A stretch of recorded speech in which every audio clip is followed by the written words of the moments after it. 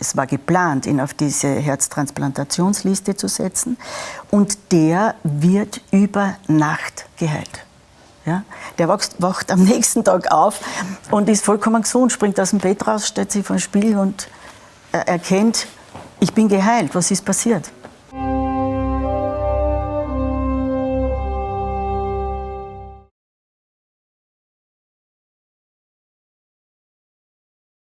Elisabeth, das sind ja eindrucksvolle Szenen. Ein Mensch, der hier Massen bewegt, kann man fast sagen. Da natürlich die Öffentlichkeit aufmerksam wird. Man verbietet mit ihm das Heilen. Du als Allgemeinärztin, du kommst ja aus Graz, du bist mittlerweile im Ruhestand. Wie bist denn du zu diesem Bruno-Freundeskreis, Gröning-Freundeskreis gekommen?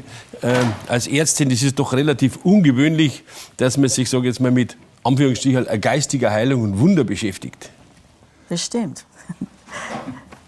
Ich bin eigentlich zufällig. Ich war nicht auf der Suche, muss ich ehrlich gestehen. Ich bin dort eingeladen worden und ich habe mir den Vortrag angehört. Und den hat ein deutscher Arzt damals gehalten in Graz. Und die ersten Sätze, die er gesagt hat damals, war, es gibt kein Unheilbar, jede Krankheit ist heilbar. Und das war für mich einfach unglaublich. Ich habe mir gedacht, das ist alles Unsinn. Was redet der da für ein Unsinn? Ich konnte es nicht glauben. Ich habe ja in 20 Jahren, wo ich damals im Beruf gestanden bin, nie eine Heilung erlebt. Ja? Weder auf der Klinik noch in meiner Praxis. Das war mir völlig unbekannt. Wir haben es immer geschafft, natürlich, dass man als Arzt einem Menschen die Krankheit erleichtert, dass man Symptome behandelt und dass die Krankheit vorübergehend verschwindet. Aber immer mit dem Wissen, dass irgendwann das alles wiederkehrt. Es gibt keine Heilung im Bereich der klassischen Medizin. Kann es auch gar nicht geben. Mit dem Wissen, das ich heute habe. Okay, das ist natürlich schon sehr spannend, denn jeder geht eigentlich zum Arzt und sagt, ja, wir haben ja diese moderne Medizin, wir haben ja die letzten 300 Jahren hier fleißig gearbeitet, wir haben Schmerzmittel, wir haben Medikamente, wir haben Chemie, alles Mögliche. Und wenn man sagt, okay, ich muss morgen wieder arbeiten, habe Halsschmerzen, dann kriegst du eine Tablette oder keine Ahnung, es gibt ja Herzoperation, es gibt ja auch tolle Dinge, Organe werden ausgetauscht, aber wenn du natürlich sagst, okay, das sind ja Dinge, die irgendwie ja vielleicht nur verschoben werden, aber nicht wirklich geheilt, das ist schon spannend, oder? Es ist so und es kann gar nicht anders sein, weil nur Symptome behandelt werden am Körper und weil das Göttliche fehlt. Es fehlt in der Medizin heute oder schon lange Zeit Gott, das göttliche Wirken. Und wenn man dann von Bruno Gröning her die Lehre anschaut und dann erkennt oder erfährt, dass jede Krankheit in der Seele entsteht und erst dann auf den Körper übergeht, und dass eigentlich die Seele überlastet ist mit negativen Informationen und dann kraftlos wird. Der Mensch wird kraftlos. Es ist wie eine Batterie, die nicht mehr richtig gefüllt ist. Und dadurch, ich skizziere jetzt einfach so ein Schema, dass dadurch die Zellen aus der göttlichen Ordnung herausfallen. Ja, Sie führen ein Eigenleben. Ja? Ja, das hört sich natürlich extrem spannend an. Okay, jetzt holen wir plötzlich Gott wieder, in Anführungsstrichen, den wir ja in der Aufklärung irgendwie rausgemittelt haben aus unserer Naturwissenschaft. Und wir gesagt, wir können alles ohne Gott erklären. Jetzt kommt er plötzlich wieder zurück über diese Seite der Wunderheilungen, in unserem Fall eben Bruno Gröning. Bruno Gröning ist ja sage ich mal, vor die Leute getreten und hat gesagt, nicht ich bin, der dich heilt, sondern ich lasse diesen göttlichen Strom hier durch mich fließen. Und wenn du glaubst, wenn du wirklich daran glaubst, dass du dich selber heilen kannst, dann wird dieser Strom auch bei dir, dieses Göttliche, auch diese Heilung hervorrufen. Und jetzt ist ja das Spannende bei euch. Darum haben wir auch diese Sendung, weil ich gesagt habe, das kann ich fast gar nicht glauben. Du bist ja auch dabei, eben bei dieser medizinischen Fachgruppe, die eben diese Heilungen, also diese spontanen oder sagen wir mal diese Wunderheilungen in Anführungsstrichen, wo die Medizin sagt, wir haben keine Erklärung dafür, ja dokumentiert. Ich glaube, es gibt irgendwie 18.000 dokumentierte Fälle, vorher und nachher. Kannst du noch mal ein paar Beispiele erzählen dazu? Ja, also das, was mich am Anfang am meisten fasziniert hat, was ich wirklich nicht glauben konnte, war eine Heilung, wo ein damals 46-jähriger Mann einen übergangenen Herzinfarkt erlitten hat, wo er zusehends an Kraft verloren hat. Ja. Die Symptome waren, dass er keine Luft mehr gekriegt hat, ist klar, weil die Herzleistung sich derartig runtergeschraubt hat. Und ich habe den ja später dann kennengelernt, zuerst habe ich den Bericht gehört. Der hat mir erzählt, er hat 2-3 Stunden gebraucht, bis er sich 2 Socken angezogen hat.